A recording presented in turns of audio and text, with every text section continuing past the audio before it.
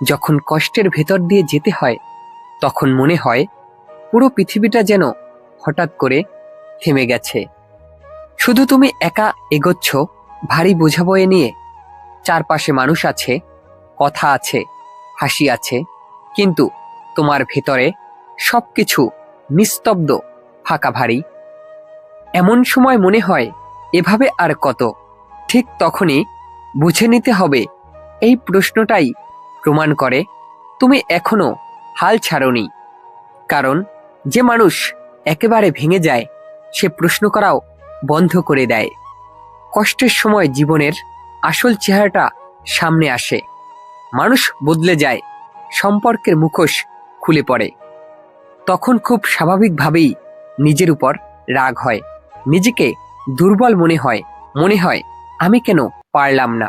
কিন্তু সত্যিটা হলো তুমি পারোনি বলেই তুমি ব্যর্থ নও, বরং তুমি চেষ্টা করেছো বলেই তুমি মানুষ।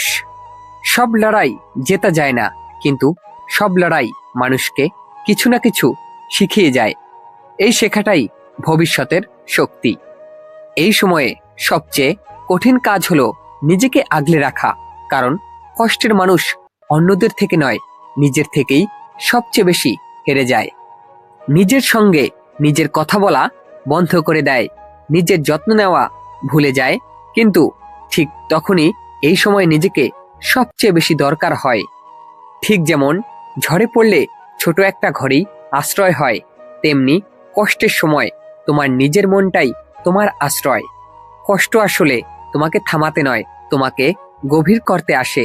আগে যেসব বিষয়ে তুমি সহজে হাসতে, সহজে বিশ্বাস করতে, এখন সেগুলোতে সাবধান হয়ে উঠো। এটা খারাপ নয়, এটা পরিণত হওয়ার শুরু। কষ্ট তোমাকে ধীরে ধীরে বোঝায় সবাই পাশে থাকে না, কিন্তু নিজের পায়ে দাঁড়াতে পারলে কাউকে আর ভরসা হিসেবে দরকার হয় না। এই সময়ে একা থাকার ভয়টা খুব তীব্র হয়। মনে হয় কেউ নেই, কেউ বোঝে না। কিন্তু বিশ্বাস করো, একা থাকাটাই অনেক সময়ে নিজেকে নতুন করে খুঁজে পাওয়ার সুযোগ দেয়। এই একাকিত্বই তুমি বুঝবে তুমি আসলে কতটা সহ্য করতে পারো, কতটা দূরে যেতে পারো। যেদিন তুমি একা থেকেও ভেঙে পড়বে না, সেদিন আর কোনো পরিস্থিতি তোমাকে পুরোপুরি ভেঙে দিতে পারবে না। কষ্টের মাঝখান থেকেও নিজের ছোট ছোট দায়িত্বগুলো পালন করো। সকালে ঘুম থেকে ওঠো, কাজ করো, নিজের শরীরের যত্ন নাও। এই ছোট জিনিসগুলোই তোমাকে ধীরে ধীরে স্বাভাবিক জীবনের দিকে ফেরায়। বড় সুখ একদিনে আসে না, কিন্তু ছোট শৃঙ্খলাই বড় শান্তির পথ তৈরি করে। মনে রেখো, আজ তুমি যে কষ্টটা চুপচাপ সহ্য করছো, একদিন সেটাই তোমাকে এমন এক মানুষ বানাবে যাকে আর সহজে কেউ কাঁদাতে পারবে না।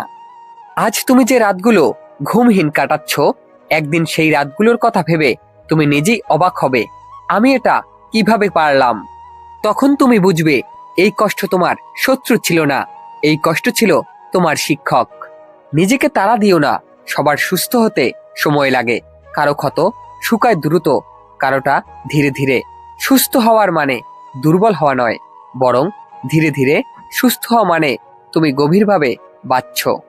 সবশেষে একটা কথাই বলবো, শক্ত করে ধরে রাখো, এই সময়টা যাবে। যেভাবে আগের অনেক কঠিন সময় পেরিয়ে গেছো, এটাও পেরিয়ে যাবে।